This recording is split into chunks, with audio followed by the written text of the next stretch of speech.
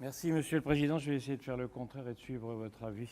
Monsieur le Président, Madame la Ministre, mes chers collègues, la croissance de nombreuses plateformes numériques témoigne de l'appétence de certains de nos concitoyens pour l'ubérisation. Elle peut avoir des avantages. Elle introduit plus de concurrence dans des domaines qui en étaient parfois protégés. Les consommateurs bénéficient, dans certains cas, de services de meilleure qualité à des prix plus compétitifs. Mais cette nouvelle économie présente parfois une dimension plus sombre.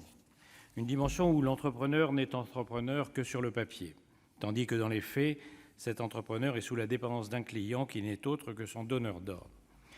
Le groupe Les Indépendants partage les préoccupations que soulève la situation d'une partie des entrepreneurs de la nouvelle économie. Nous observons en effet que certaines relations commerciales constituent en réalité des relations salariales, comme en témoignent plusieurs décisions de jurisprudence. La solution qui nous est proposée est simple, mais peut-être trop simple.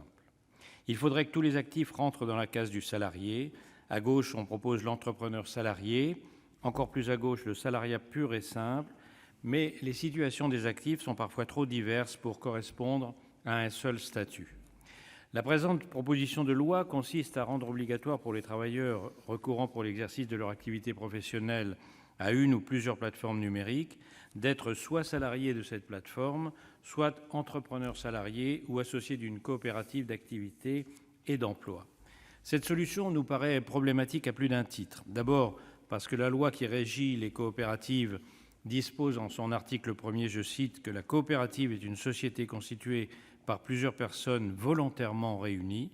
Ainsi, la création ou l'intégration d'une coopérative, comme de toute société, repose sur le consentement des intéressés.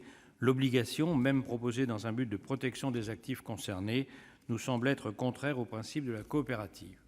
Une autre difficulté est soulevée par le périmètre de la proposition de loi que nous examinons. Il ne concerne que les plateformes de mise en relation par voie électronique.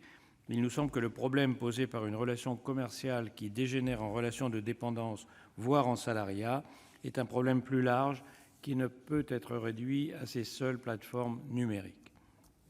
Enfin, parce que cette solution viendrait alourdir un peu plus encore le marché de l'emploi. Ces plateformes du numérique ont beaucoup de torts, mais il faut leur reconnaître qu'elles ont démontré à ceux qui en doutaient que le coût du travail salarié en France est un véritable frein à l'emploi.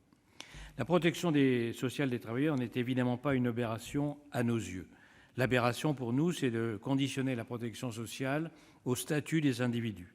Nous souhaiterions voir un système de protection sociale unifié, oserais-je dire universel, dans lequel chaque actif cotiserait sans considération de son statut. Il nous semble équitable que le travail, peu importe la forme sous laquelle il est effectué, donne lieu au même niveau de protection sociale. Un tel système ne saurait cependant s'imposer à ceux qui ne le souhaitent pas, et ceux-là devraient pouvoir rester libres de s'en affranchir et recourir à d'autres moyens de financement de leur protection sociale. Le problème soulevé par cette proposition de loi est aussi celui de la dépendance économique, car ce que rencontrent les entrepreneurs individuels, les TPE, les PME le rencontrent aussi. Ce sont les pratiques anticoncurrentielles, les abus de position dominante ou encore les ruptures brutales de relations commerciales. La très grande majorité des entreprises françaises sont des TPE et PME. Elles sont dynamiques, innovantes, elles sont une chance pour notre pays. Elles sont, comme les auto-entrepreneurs, susceptibles de tomber sous le joug de la dépendance économique d'un donneur d'ordre. C'est à la puissance publique qu'il échoit de déterminer et de faire respecter les règles de la concurrence.